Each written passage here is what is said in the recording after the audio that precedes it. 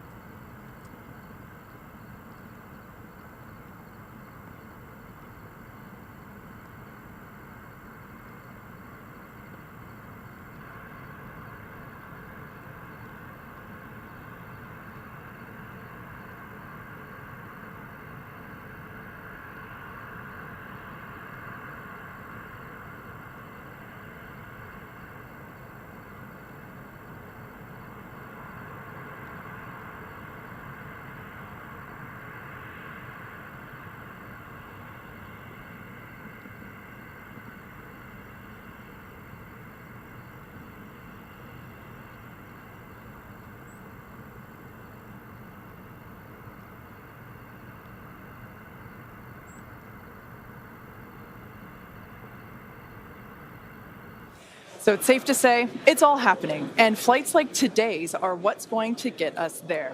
Not only have we made several improvements to the Starship flying today based on what we've learned from our last flight, including extensive upgrades to Starship's hardware and software, we've also made improvements to the launch tower and catch mechanisms. And if you've noticed in some of the live views this morning, our teams have completed stacking the second launch tower, which will be coming online next year. Having two operational launch towers paired with ships and boosters rolling off the line in our new Star Factory will allow us to increase our flight cadence and test even more rapidly. And just a few miles away from the two towers, things are moving really fast at the heart of Starbase. Star Factory is rapidly coming online, with production teams already using the space as construction continues. The 1 million square foot Star Factory brings many parts of the manufacturing process under one roof for the first time, enabling moving as much system integration work as possible earlier in the build process, with the goal of eventually producing hundreds of Starships a year. That's crazy. It's such an impressive building. So, for example, teams can assemble an entire nose cone structure of a ship into a single piece and work on its internal systems all in one place. So if you're working on Starship and you have a question about the steps that you're working that happen before or after yours, instead of having to leave the building and go and find the person or the team with the answer, or waste time sending an email and waiting for their response, odds are you're right next to that person or team, and now you're working right alongside them, so you don't have to wait for a response. Yeah, exactly. It makes it a lot more efficient and faster to communicate. So not only are we rapidly iterating on these spacecraft themselves, but we're also innovating the way that they're made. It's almost too much to keep up with. We're also posting updates on our account on X. If you can't keep up, that'll help you. So if you don't already, make sure that you follow us at SpaceX on X. And I have a feeling it's going to get pretty busy. Oh, that is definitely an understatement. And it's definitely going to be very exciting today. So with that, let's meet today's Starship on the pad. Starship features two major parts: the ship, which has 6 Raptor engines, and the Super Heavy booster, which has 33 Raptor engines. The current iteration of Starship is essentially an experimental vehicle flying for development. With a few planned upgrades, Starship will have 3 times the thrust of Saturn V, plus the added benefit of full reusability. Starship 2 will be capable of carrying more than 100 tons to orbit, and Starship 3 will be able to lift more than 200 tons to orbit. The amount of mass we're able to launch per rocket is crucial to creating a self-sustaining city on Mars. Now, to get a sense of how big Starship is, let's start with the average size human, which is about 2 meters high. Towering over our average human is the length of the Millennium Falcon, which comes in at 35 meters. Our Falcon 9 rocket, with the payload fairing attached, is double the size of the Millennium Falcon, standing at 70 meters. And nearly twice the size of that is the fully integrated Starship at 121 meters tall. The ship itself is about 50 meters tall, and the Super Heavy booster alone stands about 71 meters. And even crazier, eventually the ship and booster will get even taller with future design iterations. Can't imagine it being taller than that. Starship's first stage has a diameter of roughly 2.5 times that of Falcon 9, and with 33 much larger Raptor engines, which you can see there on your screen. Moving up the vehicle, the ship features 6 Raptors, 3 sea-level engines, and 3 vacuum engines, which are optimized to operate in the vacuum of space. The ship is designed for vertical takeoff and landing on any hard surface, like the surface of the moon. The ship is also outfitted with 4 flaps to help aerodynamically control the vehicle's attitude during atmospheric flight and enable a precision landing. To reach full reusability, ship must survive entry not just once, but over and over again. It took the teams at SpaceX about 3 years to develop the heat shield on Starship, and development for improvements is still ongoing. The ship's heat shield is composed of 18,000 hexagonal ceramic tiles designed to insulate the vehicle during atmospheric entry, where temperatures can be as high as 2,600 degrees Fahrenheit. And naturally, the tiles are designed for rapid reuse with no refurbishment between flights. As we mentioned earlier, today's Starship features a completely reworked heat shield with stronger tiles and a secondary protective layer. This promises to increase our chances of Starship making it through a controlled reentry and hopefully a little more intact this time around. And in between our first and second stages is our hot stage, which we last saw in action on flights 2, 3, and 4. Speaking of, let's take a trip back in time and talk about that last flight. On June 6th, Starship successfully lifted off at 7:50 a.m. Central Time from Starbase, Texas, cleared the launch tower, and went on to accomplish several major milestones and firsts. As you can see there, Super Heavy booster lifted off successfully and completed a full duration ascent burn. I love the view of the sound waves there. Following separation, Super Heavy booster successfully completed its flip maneuver, boost back burn as well to send it toward the splashdown zone, and it also jettisoned the hot stage adapter, as you can see there. We don't have to jettison that adapter in future iterations because it'll be a different design. Now, as you can see here, the booster is returning back to Earth using those hypersonic grid fins to steer it towards a precise landing in the Gulf of Mexico. The footage that we have coming up here, there it is from the buoy. I still remember seeing this on X for the first time, and it was so incredible to see that booster coming down, ending its flight with a soft splashdown 7 minutes and 24 seconds into the flight, and the crowd went wild. And so did we. Starship's 6 second-stage Raptor engine successfully powered the vehicle to space and placed it on a trajectory that would re-enter less than 1 orbit later over the Indian Ocean. And following a coast phase in space, Starship re-entered the Earth's atmosphere, successfully making it through the phases of peak heating and max aerodynamic pressure, and demonstrating the ability to control the vehicle using its flaps while descending through the atmosphere at hypersonic speeds. And of course, Starlink on Starship once again enabled real-time telemetry and live high-definition video throughout every phase of entry, with external cameras providing views all the way to the flight's conclusion.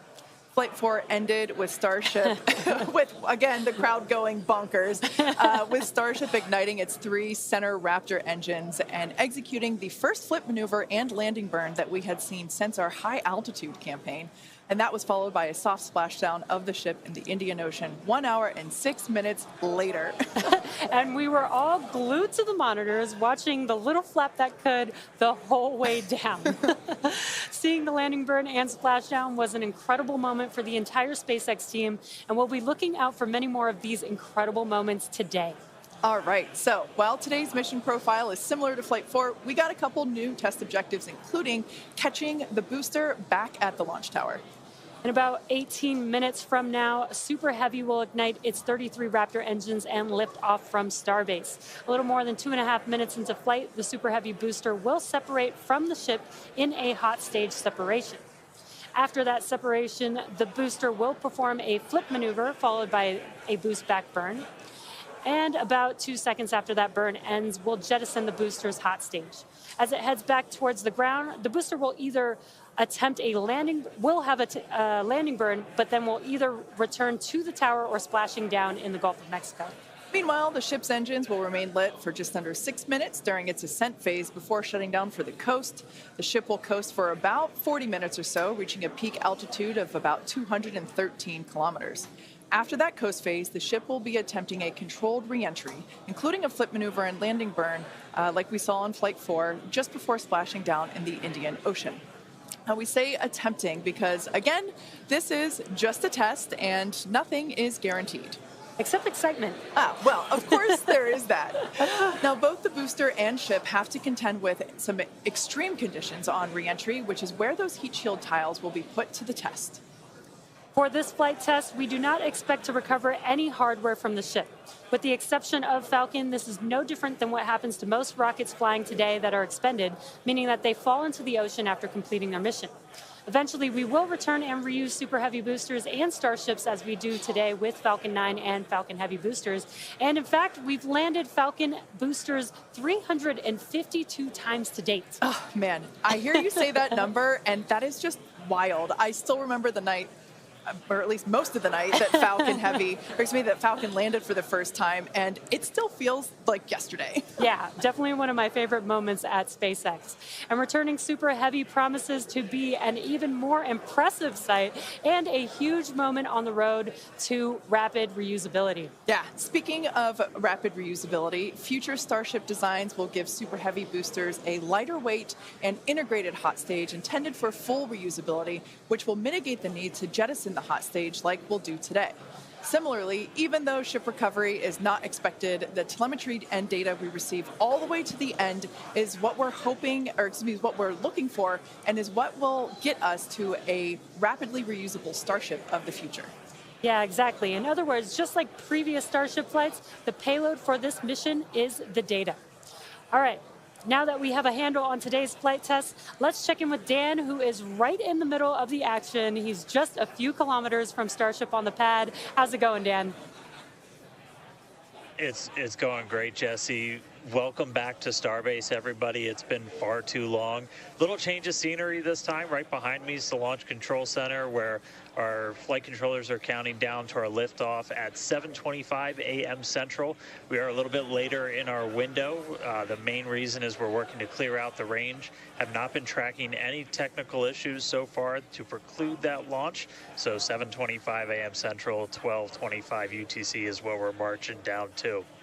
As you can see, we're actively loading propellants on board Super Heavy and Starship. Liquid methane for your fuel, liquid oxygen for the oxidizer. Prop load on the ship started at about T-minus 49 minutes, booster at T-minus 40 minutes. We're going to keep loading propellants on those vehicles right down to the wire. Ship will close out at about 3 minutes and 20 seconds before T0, and then booster just about 30 seconds later. Now, with our startup sequence, it's going to look very similar to what you saw on Flight 4.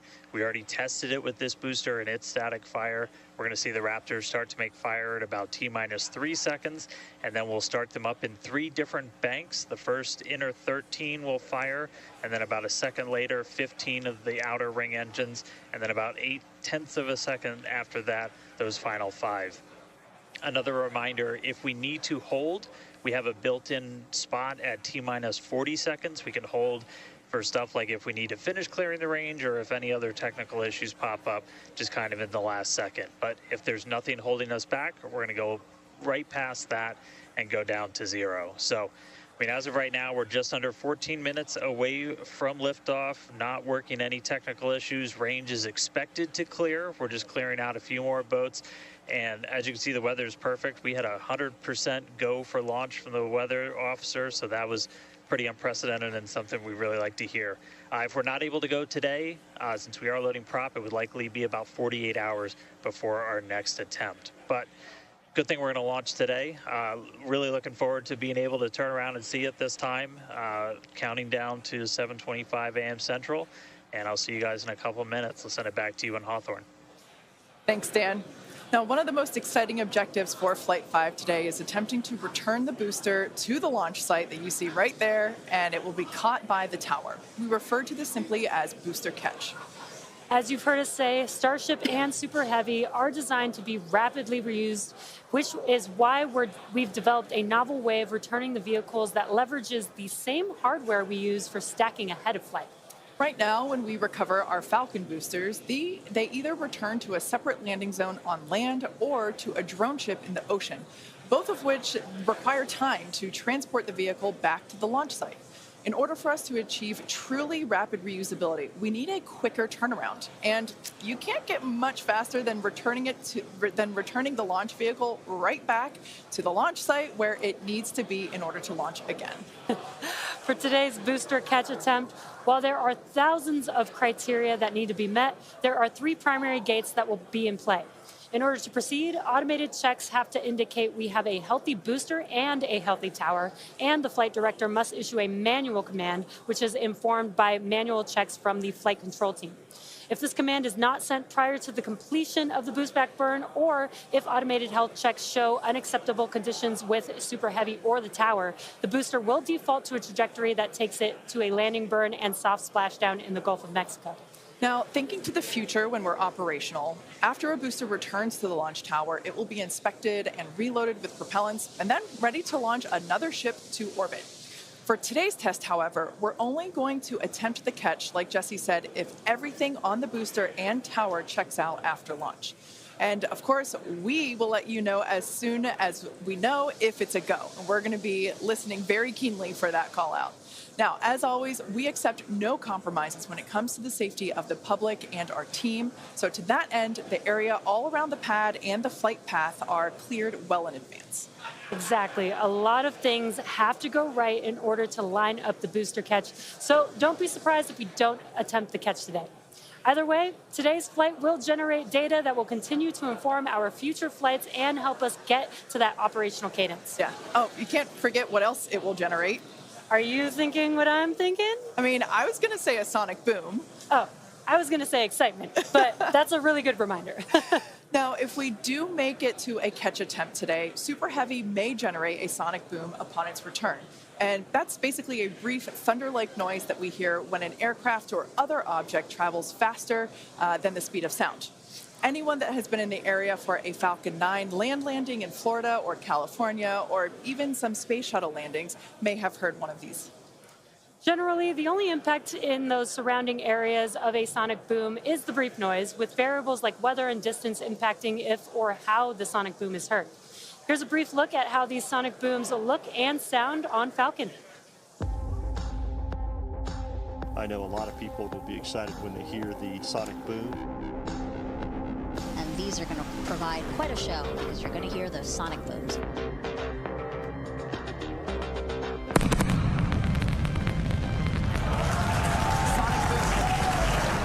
Booster landing leg deployed.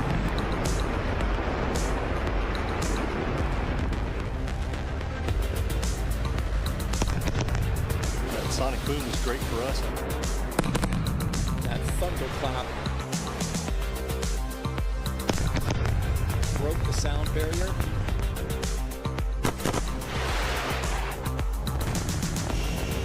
Side booster separation confirmed.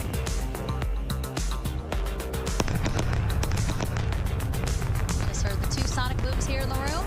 Booster landing confirmed.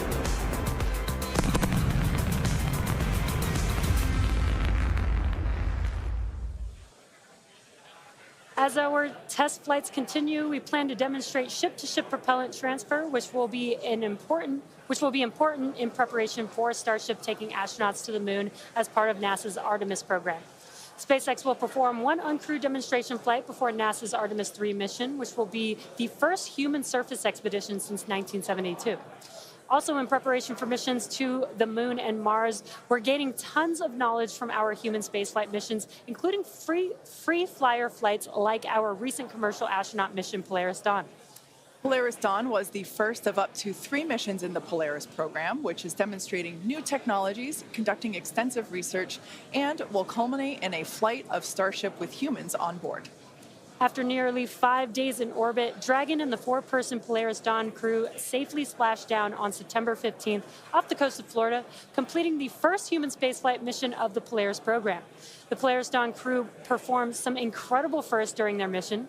Dragon and the crew reached 1,408.1 kilometers, the highest Earth orbit ever flown, and the farthest humans have been from our planet since the Apollo program.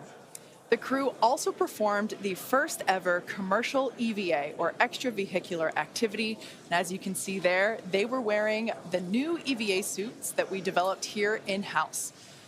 This was an incredible moment to see Jared and then later Sarah emerge and perform this EVA with Earth behind. Now, in addition to this incredible spacewalk, they also conducted about 36 research studies and experiments from 31 partner institutions, including NASA. And in addition to all of that, they also tested Starlink laser-based communications in space. The data gathered from Polaris Dawn missions is invaluable, much like the data that we're going to see after today's flight test of Starship. So we're coming down to T-minus about 7 minutes. Let's check in with Dan. Hey, thanks, Kate. So yeah, we're right at about 7 minutes away from launch. The main thing we are still working is that range clear. Again, we have to make sure boats, airspace, everything is cleared out of the way for our ascent corridor, basically the Gulf of Mexico, where we're launching through before we can actually launch. And so we're working on clearing out just a few more boats. We do have a window, remember, So if we end up holding at like a T-minus 40 seconds, we can hold for several minutes, allow those boats to get out of the way, and then we can launch. Our window is from 7 to 7:30 Central, so we don't have a huge amount of time today, but we do have some margin if we need to work with it to still get off the ground today. For now, though, we're coming up on finishing prop load on both vehicles. Header tanks are pretty much topped out on the ship. Those are going to be used for its landing burn. And again, we're going to be closing out all of the prop load at about T-minus 3 minutes, 20 seconds for the ship, and then just 30 seconds later for booster. One kind of cool thing to talk about, so the folks in launch control behind me, after liftoff, they're going to have some pretty special tasks today if we're going to go through with the catch. They're going to be doing some really detailed inspections just visually of all of the different tower systems, a lot of those things that we upgraded, just to make sure that we are in the right posture to actually proceed with the catch. So they'll be working kind of fast and furious behind the scenes to inform the flight director's manual command to send the booster back. So if we hear that command being sent, that's going to be just the roof's going to come off. That's going to be a really exciting moment. So otherwise, if we don't go today, as you guys talked about, there is a chance, and if we don't send the booster back, we'll do a landing burn and a splashdown in the Gulf, and then that's just another landing burn to gather more data, learn more lessons from, and then we'll come back and try the catch again on the next one. But as of right now, we're coming up on 5 minutes.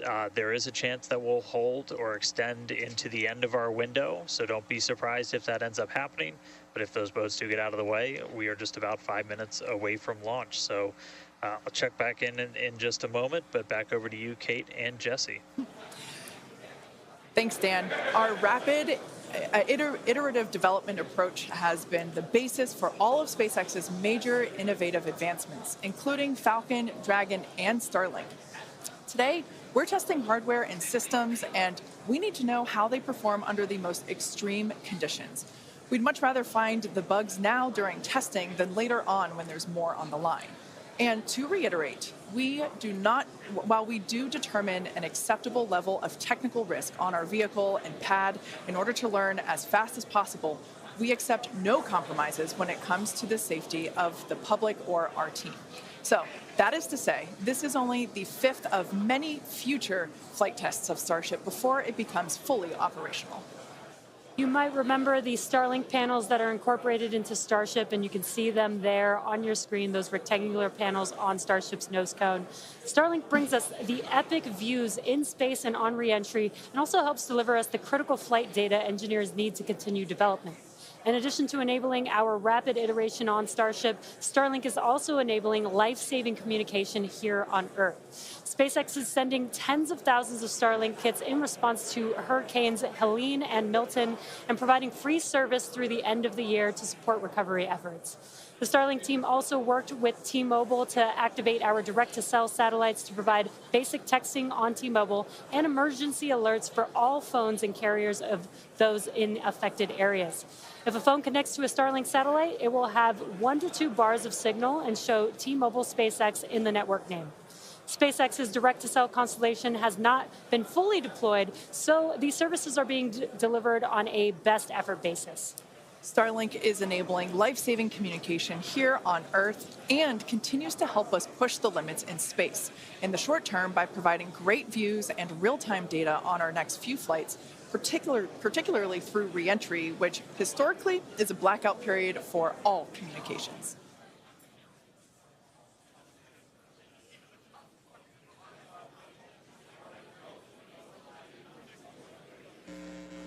All right, so we're coming up on 2 minutes, 30 seconds away from launch. We were hearing like there was a pretty good chance we were going to hold at T-minus 40 seconds, but surprise, now it sounds like we might not be. So we are just a little over 2 minutes away, so a couple more things going to be happening.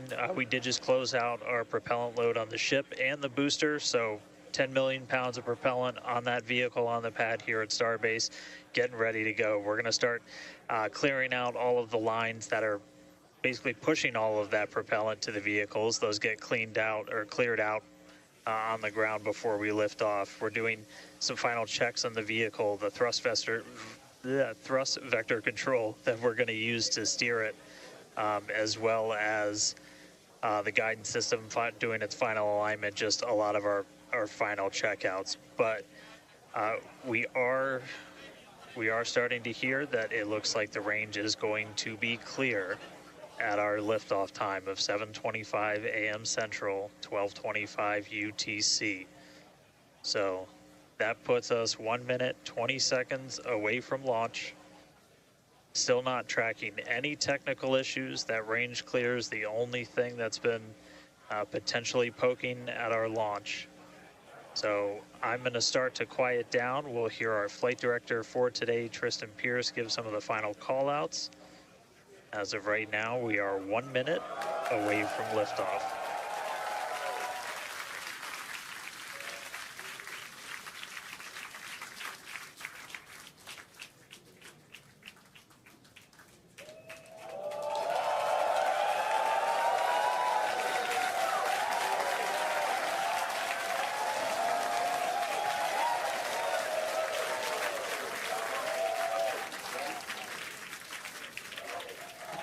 Flight directors go for launch.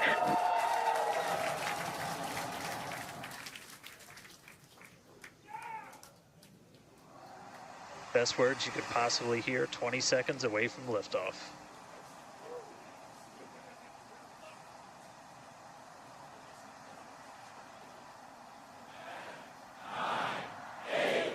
T-minus 5, 4, 3, 2, 1.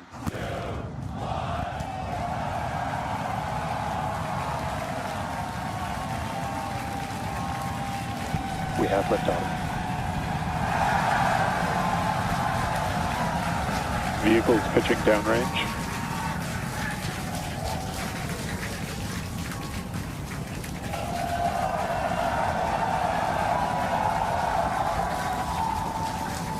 Booster after chamber pressure nominal.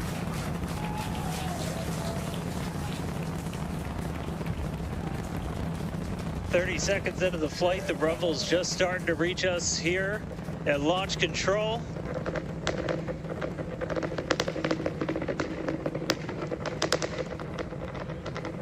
Booster and ship, avionics power and telemetry nominal. 33 Raptor engines.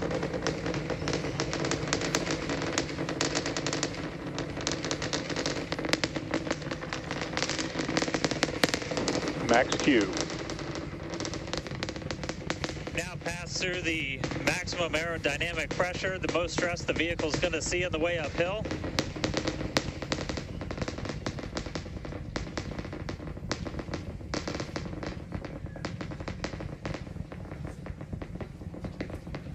All right, our next major milestone coming up, it's going to be hot staging. We're going to see the engines ignite on ship to push it away from the booster.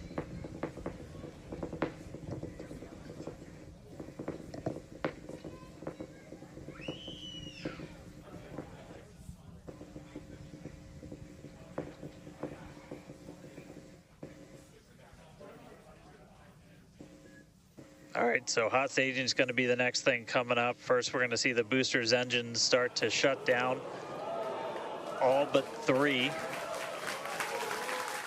We're going to do what's called most engines cut off instead of main engine cut off, because 3 are going to keep going, and then we're going to see the engines on ship ignite.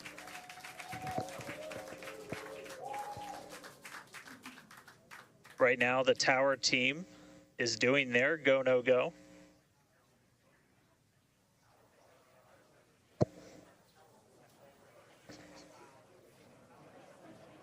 And we might hear some really good words soon, too. All right. Can still see it up behind me. That is one of the most gorgeous things I've ever seen in my entire life. Coming up on hot staging next. Ship engine There's startup. most engines cut off. Stage separation. Booster Stage separation. Startup. Hot stage separation confirmed. Ship under its own power. I'm seeing 6 out of 6 Raptors lit. Hopefully I got a booster on the way back to me. I'm going to send it to you guys in Hawthorne. Oh man, that was absolutely incredible. I loved how the crowd Chamber pressure is nominal.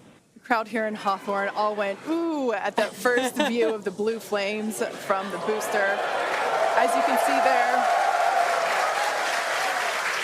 first stage currently performing, or excuse me, is now making its way back to the launch site. Again, we are... Ship avionics power and telemetry nominal. The booster and the tower are both performing automated checks to make sure we are go for the booster to return to the launch pad for that catch.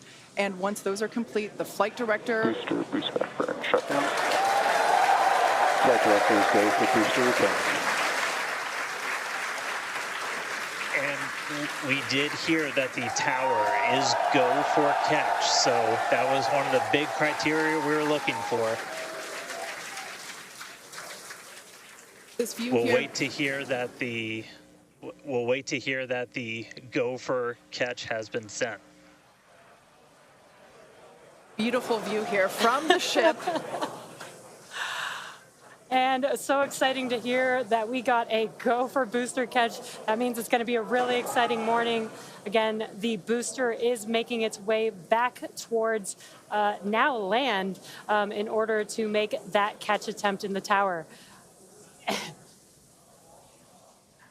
So incredible to see these views. You can see the ship on the right-hand side of your screen. All 6 Raptor engines are under full power.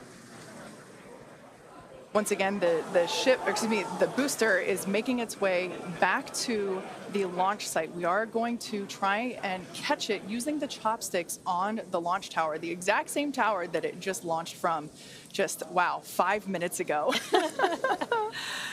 Yeah, and the booster... Starship on nominal trajectory. I can confirm the command was sent for the booster to come back. That is incredible. So I'm looking up right now. It's pretty much right overhead of us, and we can see it starting to come down. I can't wait for us to hear the sonic boom through Dan's mic. Right. That is going to be incredible. It was so cool to hear the liftoff. And so once again, it's successful on-time liftoff of Starship Flight 5. The ship has separated from the booster. The booster is there on your screen. It is making its way back to the launch site. We are going to attempt the catch using the chopsticks. We did hear the confirmation that the command was sent to the tower. We are go for catch. And in order to... And guys, we should just be about 30 seconds away from our landing burn. It's going to happen in 3 phases. We're going to land 13 engines, burn off all of that velocity. Oh, we can see it coming down through the plume. Booster coming in hot for booster catch. We're going to ignite 13 of those Raptor engines, and this view is incredible right now. You can see how fast this vehicle is moving on the left hand of the screen. Landing burn has been ignited. We're now down to 3 Raptor engines. We can see those chopsticks now in the air.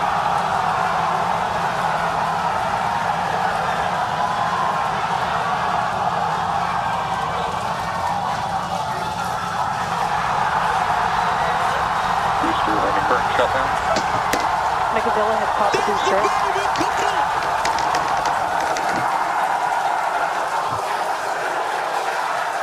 This is absolutely insane. On the first ever attempt, we have successfully caught the Super Heavy booster back at the launch tower. What an incredible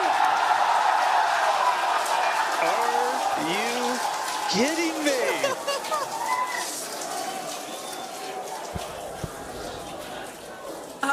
Dan, Wow. I don't know about you, but we're losing our stuff up Starship here. is terminal bed. Guys, I'm sorry. Like, even in this day and age, what we just saw, that looked like magic. Wow. Dan, Wow. your view must have been insane.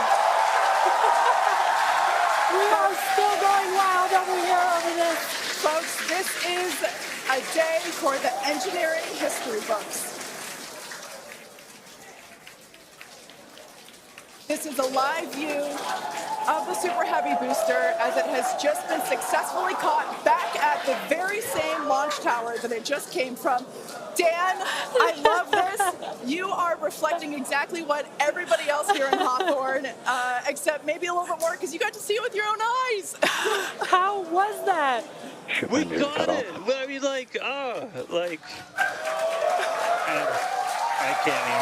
can't even describe that. Oh, by the way, ship, main engine cut off, ship's in orbit, but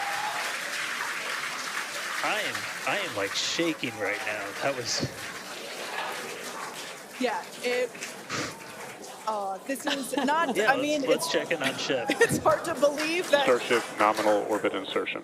All right, exciting news there. It's hard to believe that, booster isn't the only excitement that we have today. Just confirmation there. A gorgeous view of planet Earth behind the ship. Saved. And it is now in the orbit that we expected it to. This is just an incredible day. Live views there as the booster vents, some pressures there. That is a live view from the top of the tower looking at the chopsticks. I am still in disbelief. I'm trying to catch my tears just like the chopsticks caught the booster. It has been nonstop since liftoff. And we are all so excited about everything that's been happening so far this morning. With the booster having completed its job for today, we are going to take a short break for the next 30 minutes. We'll return back at T plus 40 minutes while the ship continues to coast before re-entry. Oh, man. And as with previous flights, Starlink may actually enable us to talk with the ship through re-entry with no communication blackout. We, of course, are still testing Starlink during this phase of flight, so nothing is certain. But if we do have views, we'll be sure to bring those to you live. Views or no views, we'll see you back here at T plus 40 minutes for coverage of Starship's re-entry, flip maneuver, landing burn, and splashdown.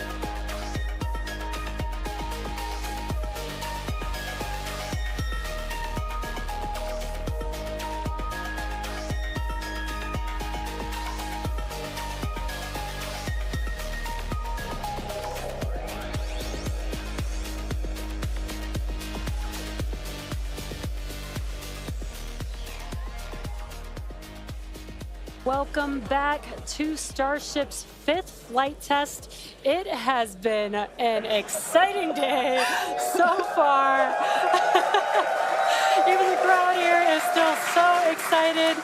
We lifted off from Starbase at 7:25 a.m. Central Time. The Super Heavy booster and ship had a successful separation, as well as a good boost back burn and good separation of the hot stage adapter. The Super Heavy booster then completed the landing burn with 13 Raptor engines igniting and slowing down the vehicle perfectly for Mechazilla to catch the Super Heavy booster for the first ever land recovery of the vehicle.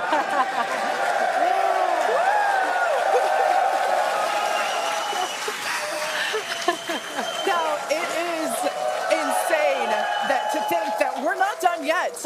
We still have, in about 48 minutes, the ship will re-enter. Oh, the flap, all the flaps that will today, not that could. The ship will re-enter the Earth's atmosphere. Now, as a reminder, one of the main goals of today's test flight is for the ship to make it through the extreme heat of re-entry and to do so in a controlled manner. We learned a lot about this phase during Flight 4 and, as a result, completely reworked the heat shield, but more on all that in just a minute. Now, re-entry is typically a portion of flight where we don't have communications with the spacecraft because re-entering, it'll be re-entering at about 8 kilometers per second, or about 5 miles per second of roughly orbital velocity. Now, those speeds, the spacecraft moving through the atmosphere results in friction and creates a plasma field around the vehicle. We saw this in action on Flight 4 thanks to Starlink, and wow, it was breathtaking. The blanket of plasma ends up distorting communication frequency, so it's not uncommon to experience brief blackouts in communication, but hopefully that's not the case today. And Kate, that's where Starlink has just kind of been just the unsung hero and the MVP of this test campaign. I mean, it's able to give us data, not just awesome video, but also data in real time as we're going through reentry. I mean, this is something that throughout the history of spaceflight just hasn't been possible. And this is an environment that is so unforgiving, so hard to model, so hard to understand. And for the first time ever, we're able to literally watch as it unfolds in real time, get that data in real time.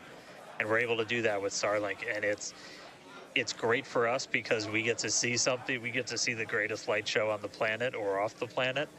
But what it means for this program, we're able to learn tremendous amounts about our heat shield, our angle of attack, everything that we're doing as we're coming in through the atmosphere at hypersonic speeds. And it's, you can't just thank it enough. And also special shout out, you're gonna see some additional flap camera views. We've got a really amazing team of avionics, cameras, electronics, software people who made all that possible. And so hopefully they're gonna give us an even better show on the way in today as we're coming in at about 5 times the speed of sound. Yeah, those flaps, Dan, that you see there, that's what's helping. Starship is in a good attitude for entry, approaching the entry interface. And some good call-outs there, preparing for re-entry for Starship. And again, that's what Dan was mentioning, those flaps on the vehicle. And if you've been watching us for the last few minutes, you could see that the flaps were rotating around and helping orient the vehicle as it prepares for the beginning of re-entry today. Yeah, exactly. Re-entry will be enabled by that heat shield that you see on the bottom half. That heat shield is made up of 18,000 hexagonal ceramic tiles, and they are designed to insulate the vehicle during atmospheric entry. At that point in time, temperatures can be as high as 26,000 degrees Fahrenheit or about 1,400 degrees Celsius. The design itself also permits for rapid reuse with no refurbishment between the flights. And fun fact that I think is just incredible in terms of scale, but the heat shield alone on the ship has a total mass of 10.5 tons, which is crazy because these things are really lightweight. They're made out of ceramic. We have a couple of them here. The one that I'm holding is used on flat surfaces, as let's see if we go that way, because as it's flat. The one that Jesse has is kind of more what you see there on the side. Yeah, exactly. And having these different shapes, the flat version and the curved version, allow us to cover a lot more of the surface area of the vehicle. Again, we need to protect every portion of it. So even those curved surfaces, and especially the hinge area, if you watched Flight 4, is really what we want to make sure that we protect. And yeah, Kate, these are very, very lightweight. But when you put 18,000 of them together, they add up to 10.5 tons, which is incredible. Now, we did mention earlier that the heat shield has been completely reworked. Starship has entered the atmosphere, remains on a nominal entry trajectory. We can start to see that plasma now starting to build up on the side. It's not quite full plasma yet, but we are starting to see that color indicate that the heat is building up on the heat shield. Yeah, this is such a cool sight to see because you really never really have gotten to see this live before Flight 4. Yeah, and as Kate mentioned, it's getting a little more red, as you can see there on your screen. That means that heat is building up, but that's exactly what these heat shield tiles are there for, is to protect against this plasma and this really, really extreme heat that the vehicle is going to see for about the next 10 more minutes or so. Yeah, so the ship will attempt to light the 3 center Raptor engines, and those are the engines that can gimbal or maneuver or point, and they do that to help flip the ship until the engines point down so that it can land using the Raptor's thrust in the ocean. So that will happen after we get through this re-entry period. Again, now starting to see, and we also might start to see the flaps actuate a little bit here as the vehicle controls its roll during re-entry. That was one of the main learning points from Flight 3, was the roll control didn't work quite as well as we wanted it to. We learned that we needed some redundancies, so we added more roll control thrusters, and we'll see those in action as well today, as that was a Flight 3 learning that worked better on Flight 4 and still enabling that same design today. Yeah. Starship has passed through 85 kilometers altitude. Flaps now have control of the vehicle. Great call out, as Kate mentioned, the flaps are controlling the attitude of the vehicle. And I love these views because it looks so calm. Everything is relative, right? So relative to this camera on the ship, it looks so calm and smooth, but the vehicle is traveling extremely fast. You can see the speed on the bottom right-hand corner of your screen. Starship is designed to land on Mars, where there are no runways or other humans to help out. So we also want rapid reusability. So we're doing propulsive landing instead of a more traditional means like parachutes. And so we will use the engines on this vehicle to help slow the vehicle down for a vertical landing. Yeah. Now, entry is going to basically happen in 5 phases. The first is low drag, that lasts for about 3 minutes. Next is high heating, and beginning when heating increases above the heat rate breakup limit. That lasts for about 10 minutes. We then have high dynamic pressure. Starship will continue to slow down and experience increased aerodynamic loads during that phase, and that will happen before reaching Mach 1, about a minute after. Starship is approaching the peak heating phase of entry, remains on a nominal trajectory. Okay, so that was phase 2 that he just called out, that I was mentioning. After peak heating is that dynamic pressure around Mach 1, and that will last about a minute after leaving the hypersonic area, and then we go into subsonic, and then, of course, landing burn. Wow, what an incredible view. The colors are so amazing, and the colors actually also tell you a little bit about the temperature that the vehicle is seeing as well. So I think that's pretty cool that we get this amazing live visual. Speaking of live visual, the flap, we have more views, more cameras on board Starship, as Dan mentioned a few minutes ago. We are hoping that all 4 flaps will stay more intact than they did last time. We did make some changes to the design in order to help enable Starship this. is now experiencing peak heating, remains on a nominal entry trajectory. Great news there. that Starship is continuing along the path that we intended it to fly.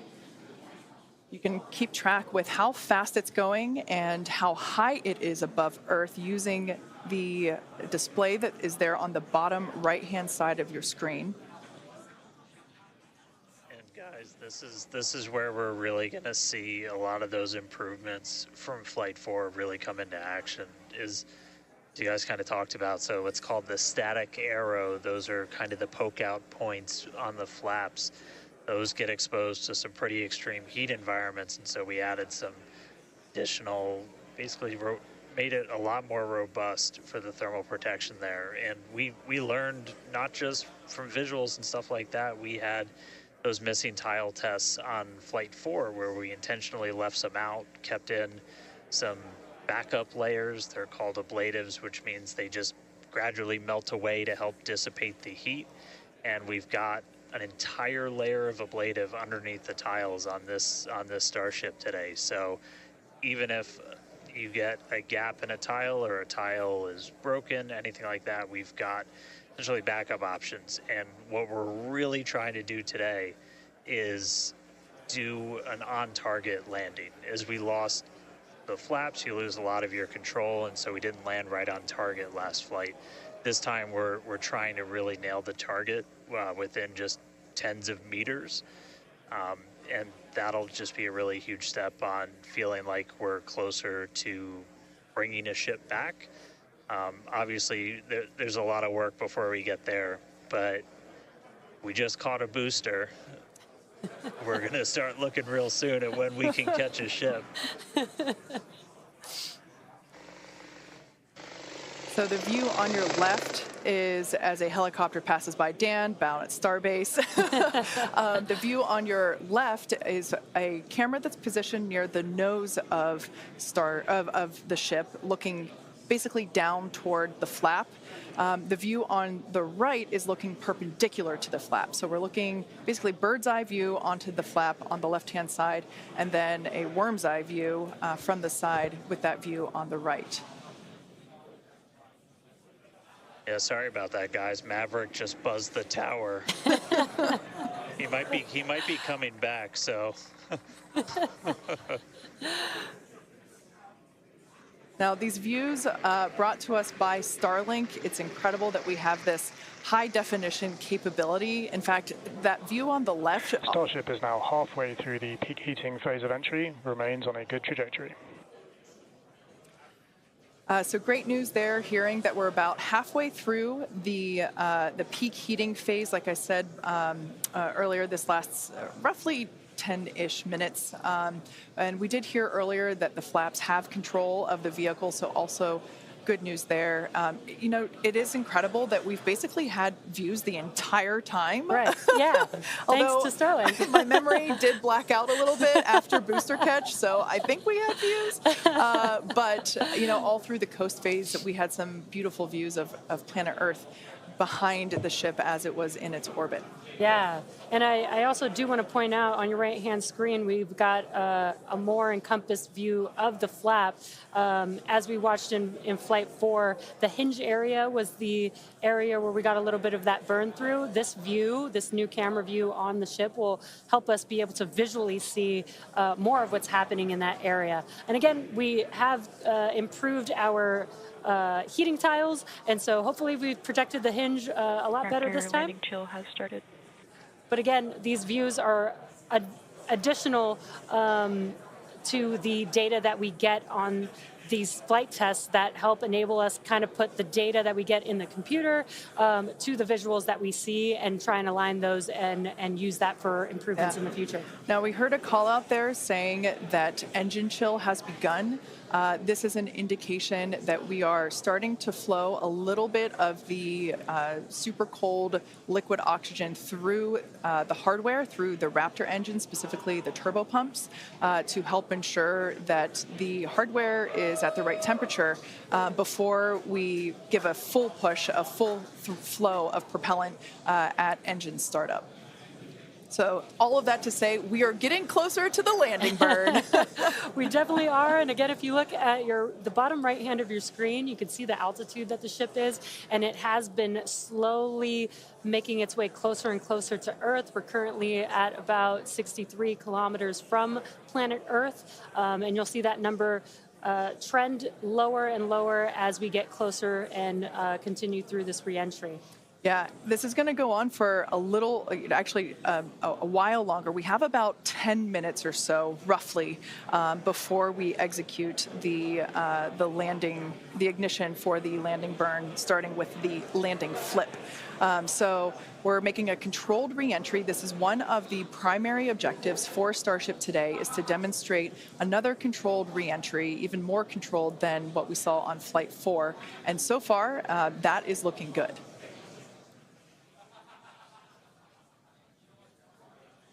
And then as we start to really get lower, we're going to start seeing the atmosphere's effects start to take place, and that's when we'll be dropping our speed down closer to the speed of sound. You'll see the flaps start to maneuver.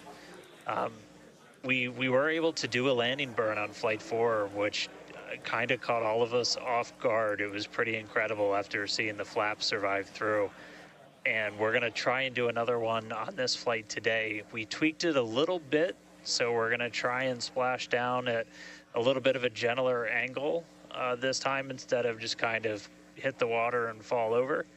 And the goal with that is try and keep the ship intact, and then if we're able to then get some additional video of it, again, that's just more data. And everything we can see, everything we can get extra, like a couple extra seconds or minutes of data coming from the ship after Starship has splashdown. passed through the peak heating phase of flight, approaching maximum entry dynamic pressure.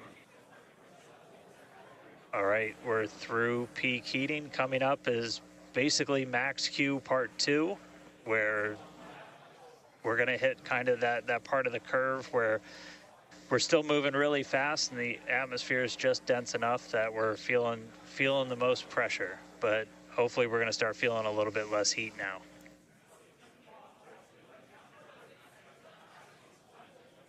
Looks like we got more views of each of the flaps on the ship as it's making its way back down to Earth.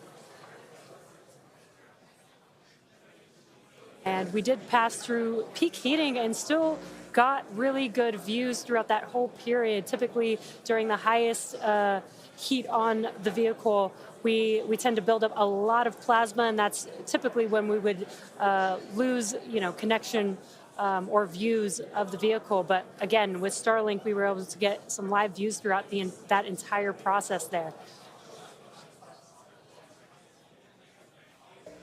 And we're coming up, we'll start hearing a couple more milestones in about 4 minutes or so, when we start getting down to like the transonic, the subsonic, when we're starting to move closer to and beneath the speed of sound. And I mean, we're getting live views, we're getting live data. We've got a couple additional tests on this one today where we left off some missing tiles again to test some additional backup layers.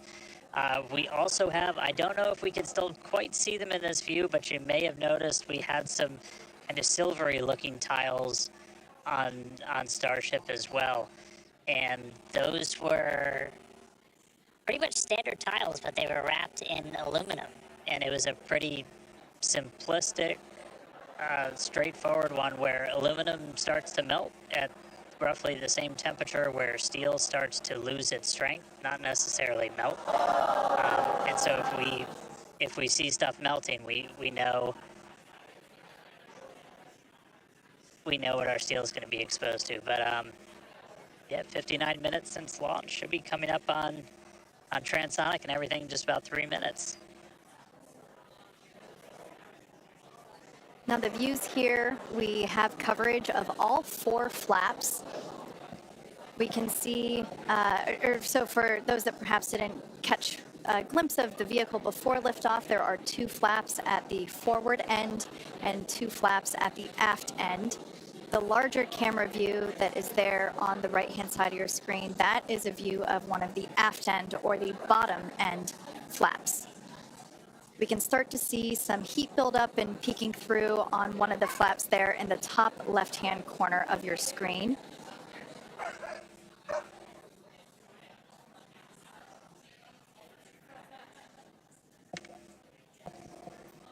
Once again, Starship now at T+1 hour and 9 seconds into its flight today, re-entering the Earth's atmosphere. Currently about 45 kilometers above the surface of the Earth, now 44. We are targeting a soft splashdown in the Indian Ocean, about, northwest-ish of Australia. And we are attempting to, as we did on Flight 4, perform a flip maneuver as well as Starship is at maximum entry dynamic pressure, remains on a good trajectory. All right, so that is great news there. Like Dan said earlier, this is basically max Q part 2. So this is the greatest amount of aerodynamic loads that the vehicle will experience during its flight. It's coming back through the Earth's atmosphere. It was above the Earth's atmosphere in space where there was no friction. We can obviously see heat as evidence of that friction buildup. The atmosphere is actually helping to slow the vehicle down. If you're watching the telemetry in the bottom right-hand corner of your screen, you can see that speed decelerating rapidly.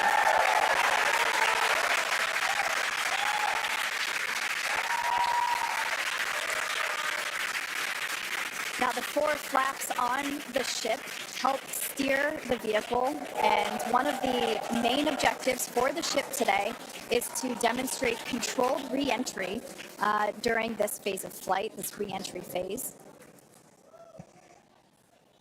And we have 6 engines on ship, but we only need 3 of them, the 3 sea-level engines.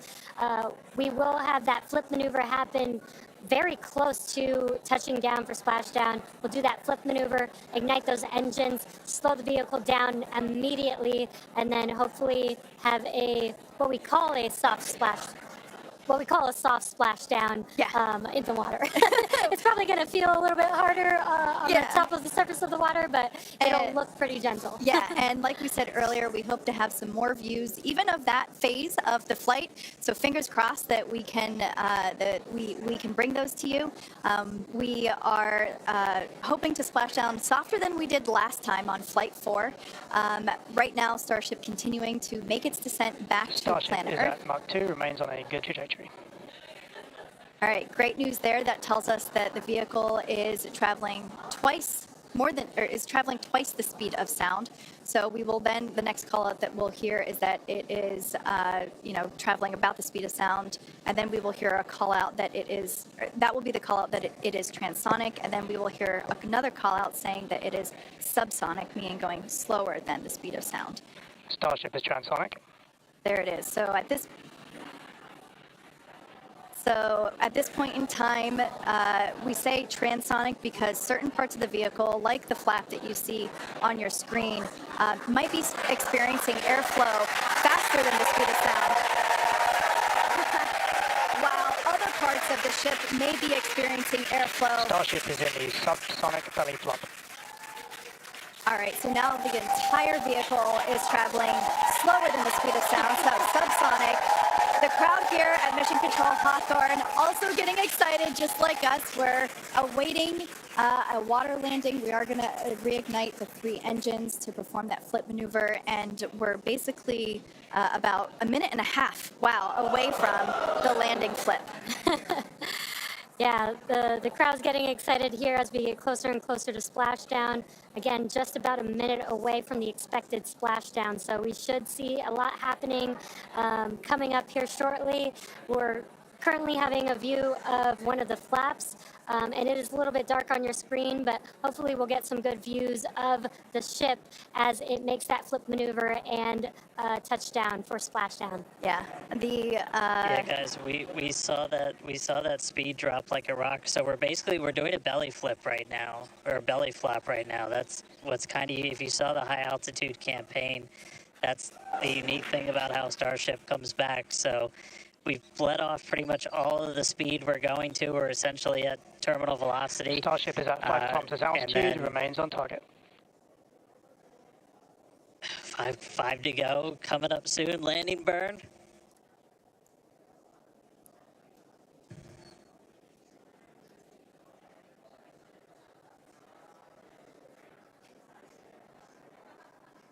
Two kilometers away. Starship is on target. Approaching landing burn startup. So keep an eye on the bottom right-hand side of your screen as well. That will be the indicator when the Raptor engines ignite, if we are unable to see that illumination ourselves. Landing burn startup.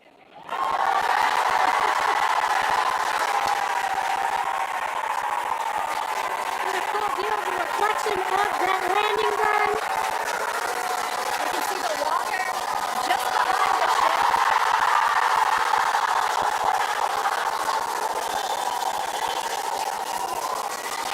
Starship has landed. An incredible view. I think it is safe to say we have a ship in the water. Touchdown! That is a light ocean surface. What an incredible end to Starship's journey. A live view from a buoy that we had out at the landing zone. An incredible view of ship landing just about on target as they were calling out.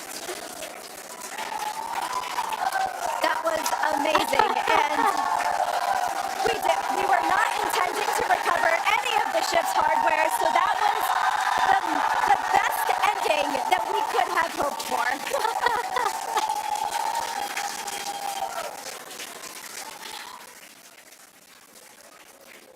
Man, I don't think we're going to be able to get a ton of extra video of the heat shield, but we hit the target. We hit the target. Yeah. I mean, you know we hit the target because we had these buoys placed in a pretty specific spot, so wow. What a day. I feel like that's what I get to say. What a day. I mean, everything started off today with that launch. We were able to lift off towards the end of our window, 7:25 a.m. Central Time. 33 out of 33 Raptors in the way uphill. Successful hot stage. Booster came back. We watched it come down right behind us. Watched it get caught. And that broke my brain for a while. I'm really happy we had coast for a bit, but that's first ever booster catch, major step on the way to rapid reusability, and ship just gave us one heck of a show, making it through a controlled re-entry this time, flaps intact, made it down to the water.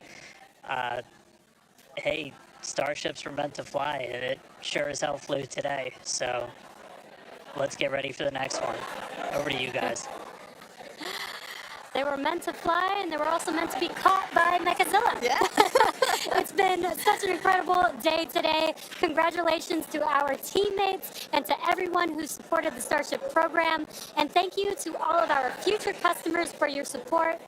And we'll also like to thank the people of Cameron County, Texas, as well as the Coast Guard, the Federal Aviation Administration, the Government of Mexico, and the Australian Space Agency. Now be sure to follow SpaceX on X for more updates on today's test flight and of course for future Starship news. Today was amazing, but the SpaceX action isn't over yet. Soon Falcon Heavy will launch NASA's Europa Clipper, and we're also going to be returning Dragon back to Earth with NASA's Crew 8 astronauts. So congratulations again to the SpaceX team. What an amazing launch and an even cooler catch. Thank you for watching, but we're going to leave you with an awesome recap of what has been the most epic day.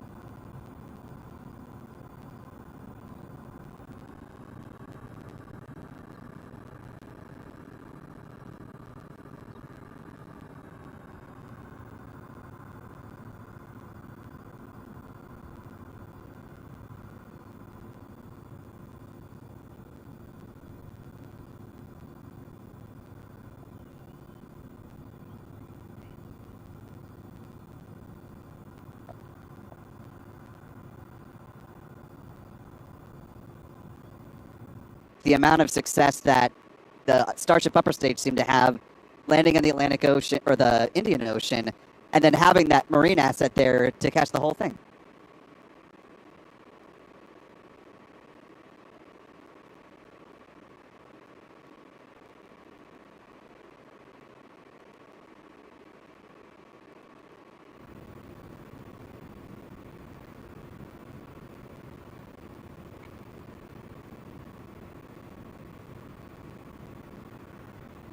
Yeah, no, it was just, you know, as it's sort of hard to not feel redundant in the commentary here.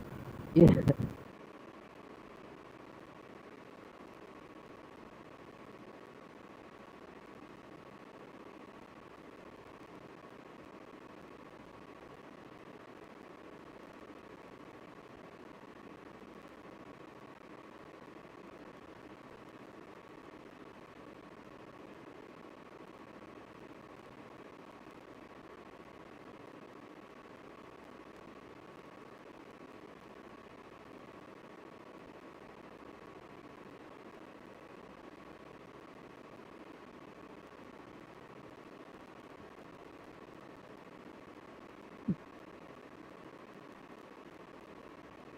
Yeah, the next steps are going to be just wild to see. And, it's not really like SpaceX to sort of take small steps, so I don't think they're going to fly something exactly the same again. There'll be some reasonable changes there, and I'm almost wondering whether they'll just start skipping vehicles because they've got others that are pretty close.